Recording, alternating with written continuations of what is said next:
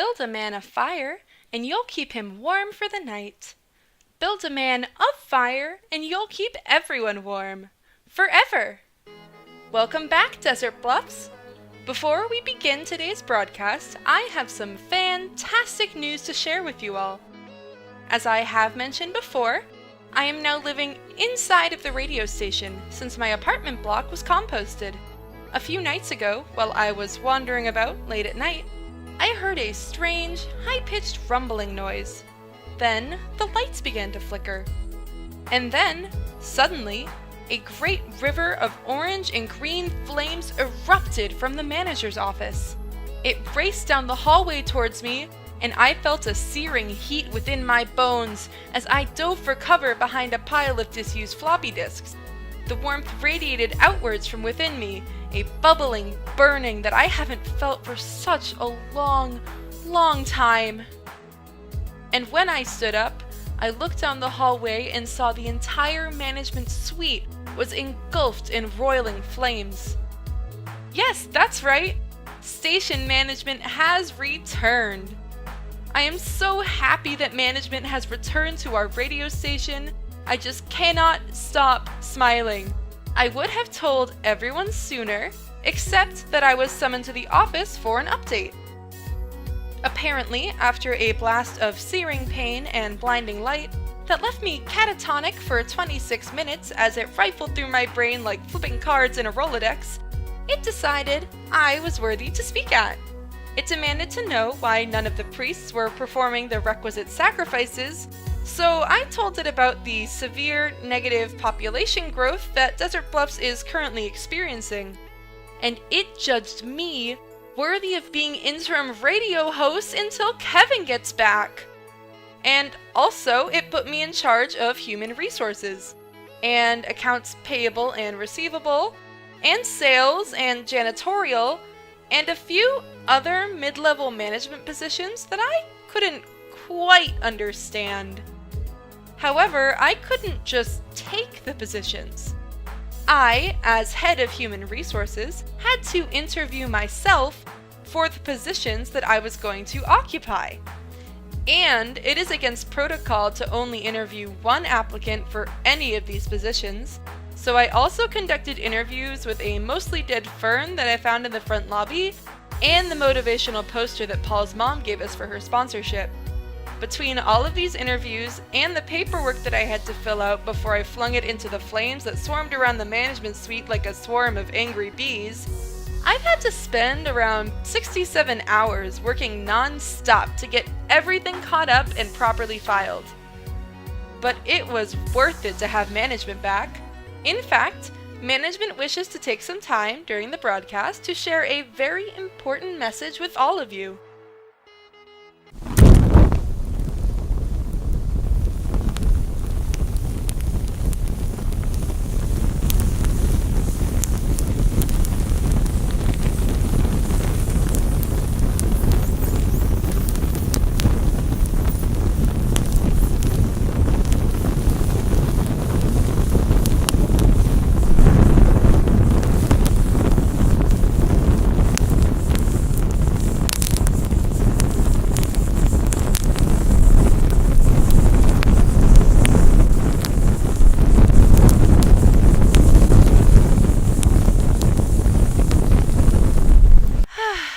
Just like old times again, doesn't it?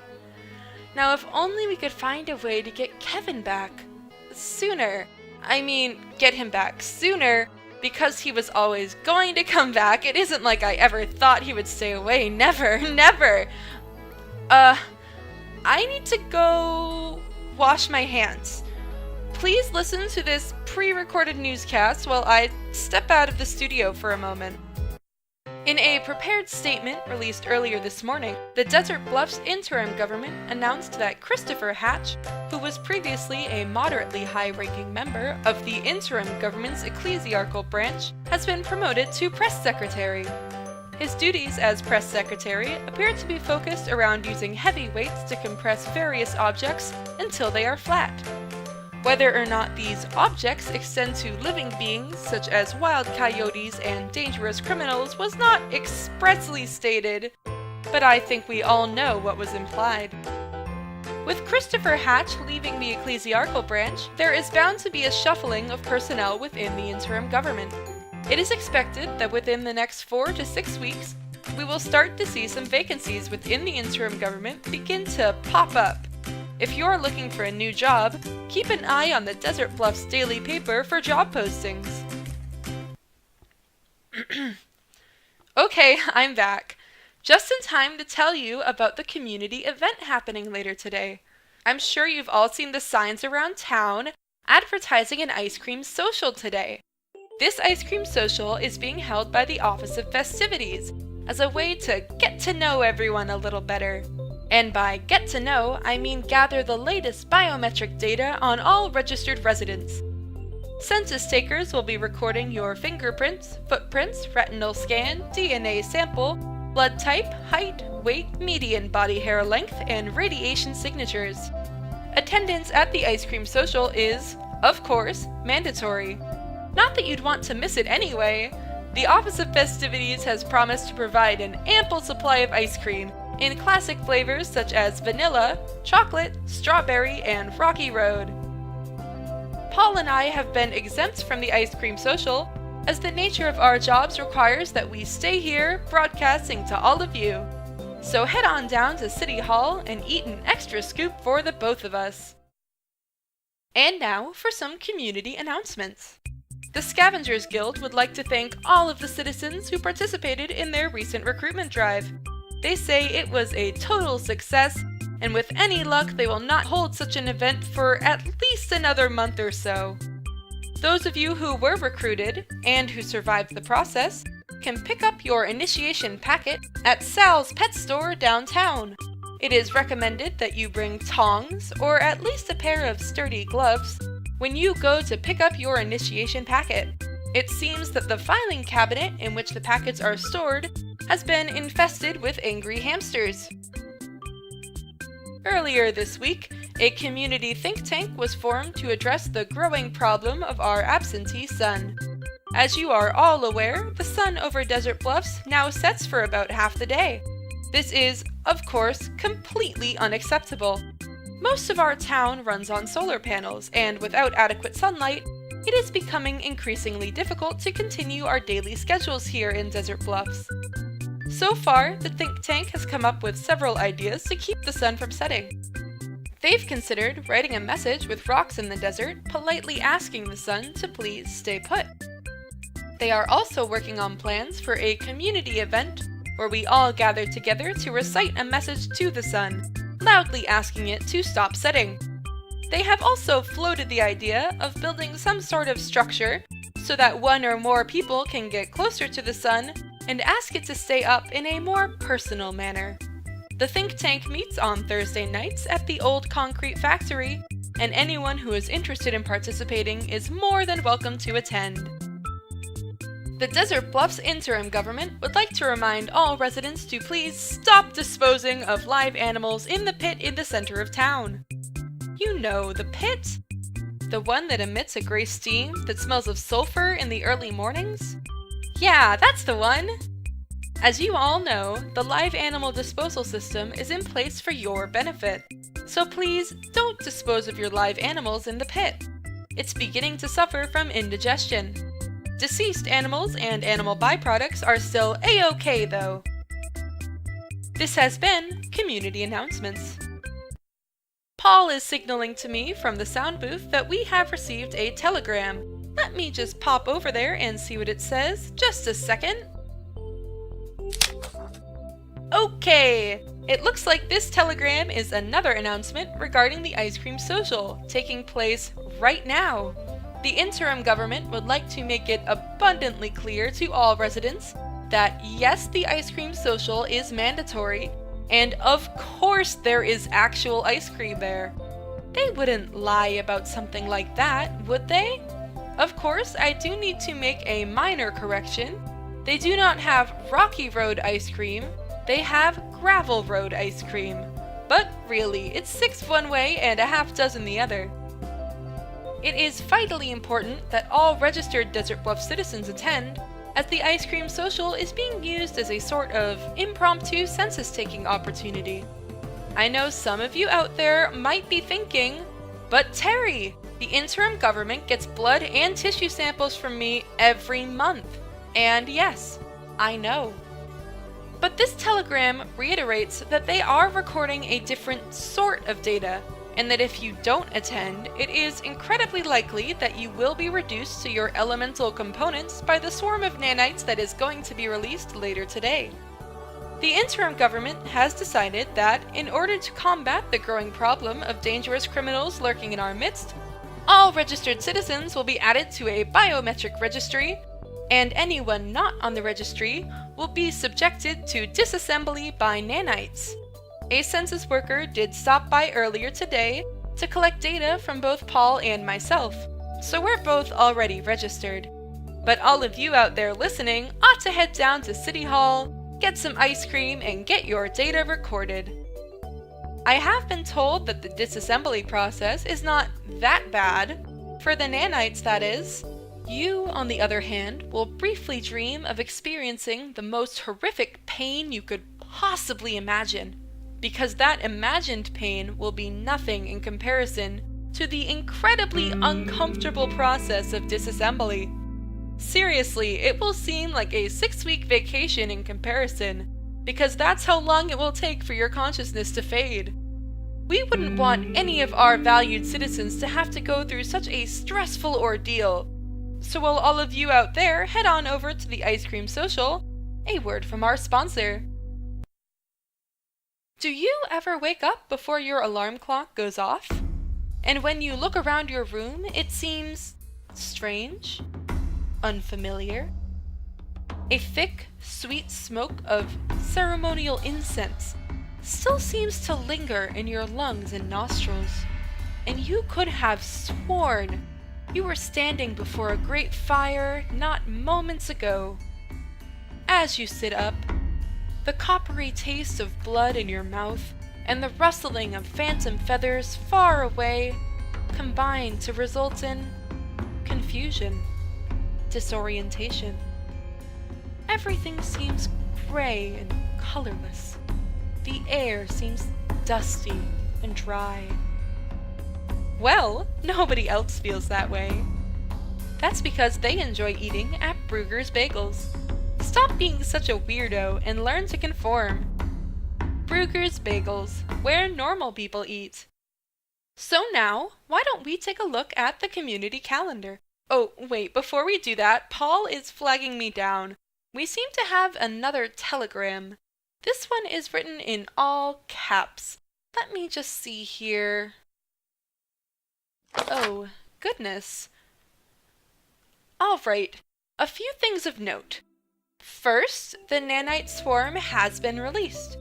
It is expected that the swarm will radiate outwards from the center of town and disassemble anyone who is not on the registry as soon as they are encountered. So, anyone who hasn't made it to the ice cream social by now had better start running.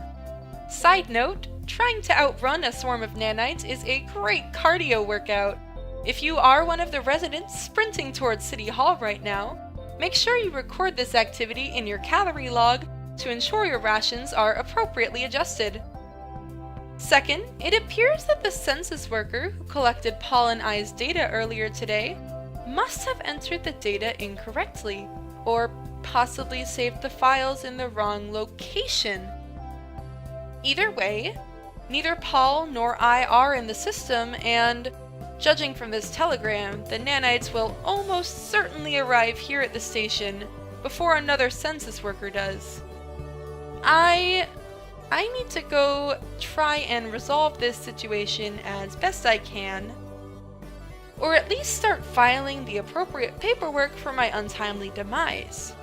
At the very least, I do want to write up a letter for Kevin so he knows what I've gotten done around the station in his absence. So while I take care of that, why don't you all listen to the climate report?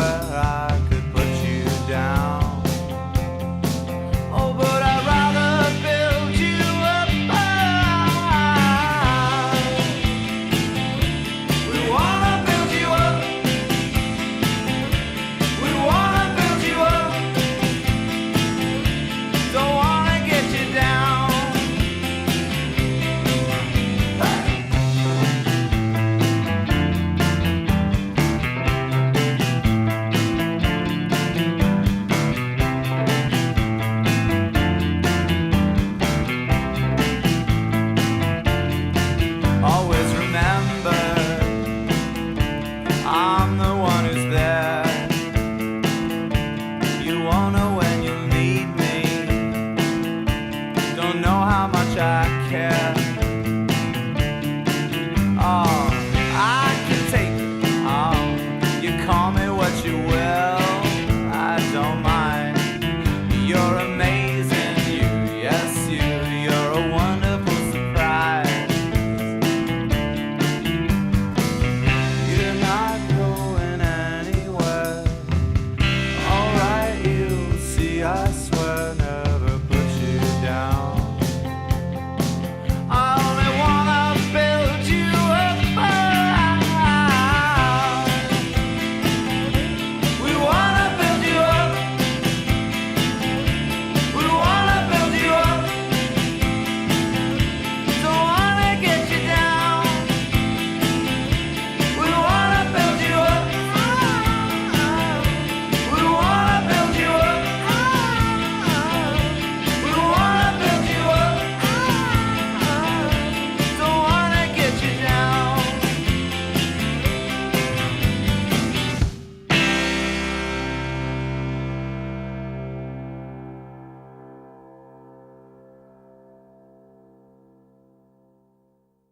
Welcome back.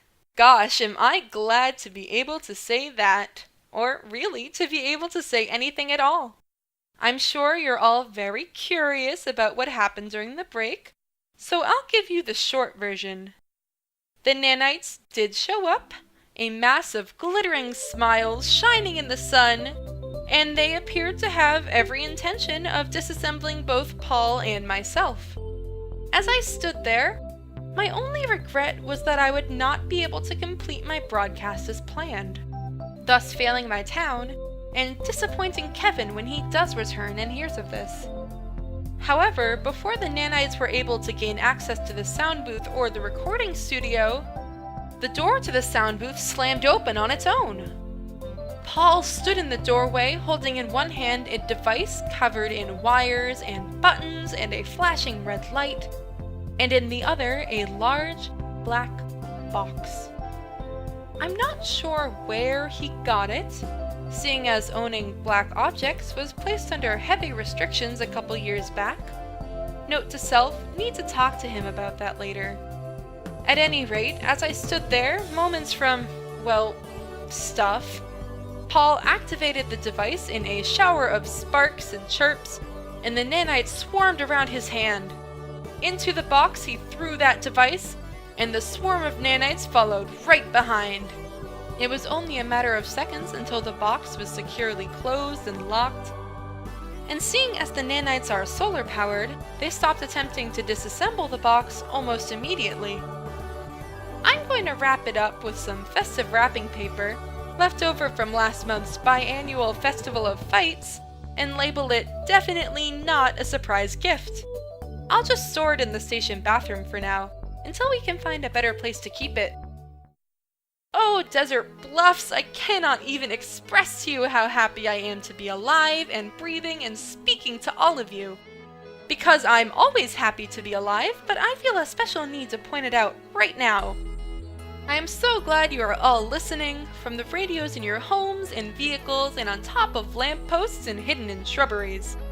Sometimes it takes a true near-death experience for someone to realize what value there is in life, and sunlight, and smiling. Of course, I was aware of the value of all of those things before this experience, but I think that Paul has really benefited from this whole situation. I think we all have, in a way. We've all come to realize how important it is to really participate in our community. Not just because of the threat of being deconstructed by a swarm of tiny machines, but because together, we are more than just a group of people. Just like one nanite is no threat at all, but a swarm of them most certainly is, we are stronger as a group. We are Desert Bluffs and we are rebuilding. And our smiles haven't wavered once. With that, I will leave you all with a closing thought for the night. It takes a village to raise a child, but when that child is grown and that village is gone, where are you to turn? I'll talk to you soon, Desert Bluffs. Keep smiling.